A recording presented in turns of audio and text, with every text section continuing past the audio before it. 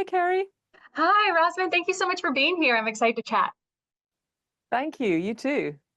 All right, let's jump right in. You signed on to be a part of this project in 2019, which was pre a lot of things in this world, let's just be honest. So a lot has changed since then, Mm. but to be in season 3 here, and I feel like we're really getting to the precipice of this story that goes on quite a ways because we know all the books. But how are you feeling season 3 after signing on so long ago for this?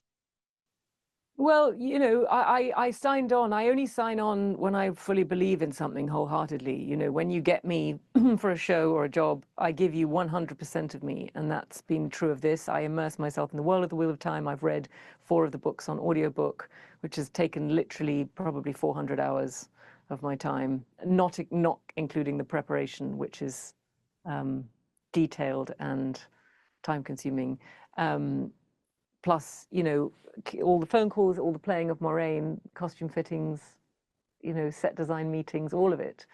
So it's been 4 wonderful years of creative flourishing, really. And I think I can say that for all our cast and all our creatives on the show. What the world that Robert Jordan offers is somewhere where imaginations can take flight, and it's been magnificent. And we've learned from our mistakes. We know that our third offering is undoubtedly superior to our first offering, and that's super exciting because a lot of shows don't get better season to season, and ours really has. And that's not to blow our own trumpet, and yet yes, it is. It, it's it's just it's the result of hard work, really. It's the result of conscientious hard work. So I think one has to acknowledge that, and on the part of many people. And it's a level of respect we have for the fans that we want to keep making it better. Yeah, you can toot your own horn all you want because I agree it's gotten better, which is not the case for a lot of shows, but you guys continue to do it. And I think I'm a fantasy book reader and I love those books, but I think the struggle in those books or the opportunity and even in TV shows is you have to make things that aren't real in our world seem so real that we can relate somehow, even though the worlds are so Hmm. different. How do you go about bringing that to the screen? Because there's so much what's going on in the Wheel of Time that we can't relate to here in regular life, but we have to be able to see ourselves in that. No, and I think season 3, you really feel that in the discussions, in the political machinations. I think we're really feeling that, the stakes of this world are sunk in with all our actors. I mean, I've always, my own personal trick is to find a modern day parallel, Yeah. that when I talk about the Dark One moving Trollocs through the ways, that is saying that, North Korea is going to deploy its atomic weapons. It's something of that level that is that serious so that you have the right gravitas behind what you're saying. That moving Trollocs through the ways means that the arsenal of the Dark One, is going to move lethally and rapidly and, without compassion or ruth.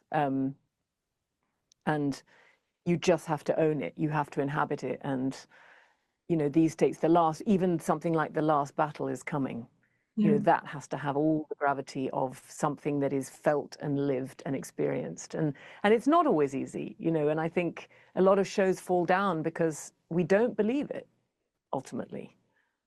The gift of fantasy is that we have themes that we can relate to on a truly human level, and yet they're under the canopy of all this, the epic worlds, but it only hits if we can own it and live it and feel it. I totally agree. I think Moraine is such a unique character. She's so driven and so, I mean, a person who would do anything for this cause, sometimes to the detriment of others. But there's something I love about her and her fierceness and her loyalty and what she sees as what needs to happen. And she's kind of nudging people along. But there are people who are starting to push back on some of her nudging specifically. And it's hard for her to give up the reins to those, I think. You're completely right. You've captured Moraine in a nutshell, a complex walnut shell full of layers, I think. She, the season 3 is really a lot about, for me, the themes of season 3 are about control and submission. Moraine acquires the Sakanan, which is a very powerful Angreal, which she has to you know, it gives her power that she's never felt coursing through her veins before, but she has to learn, should she dominate it or should she submit to it? And that's some of the themes that are also ricocheting through her relationship with Randall Thor, in that in order to keep guiding him, she has to submit to some of his inclinations, his whims. He's not going to do as he's told. So in order to stay in his life and be present as a guide, she has to learn to trust him and trust his judgment, which is very, very hard for her. And I think you end up in a very beautiful place. I feel that Moiraine, her steadfastness is one of the most beautiful things about her. And I think there's a moment in episode 4 when he says, you know, how do I know that you've got, you know, my best interests at heart, or something like, you know, I've got to know that you're on my side, or something. I can't remember quite what it is, but she says, being putting your best interest first is all I've ever done. And I think that's true. I think, you know, she can't lie, after all, she's an Aes Sedai. But it's when she speaks her own truth, because often she's riddling Moiraine, and when she speaks her own truth, I find it very moving, really. Because she Yeah. has sacrificed so much personal happiness for this cause. And, you know, people nowadays are so selfish. We're all sort of somehow enabled to be so selfish, that to see characters who are selfless, which you see so in so many cases of the Wheel of Time, characters who put duty before personal pleasure or advancement, it's inspiring, really. Yeah, she's a really cool character. I really enjoy watching her and like grappling with some of the things she's going through. And I just think you've done a masterful job with her. And I know you're really picky about the projects that you pick. And I just think you've done a really good job with this one. And I'm excited to see how it keeps Thank going. you. 14 books. So you guys, it can keep Thank going, you. right?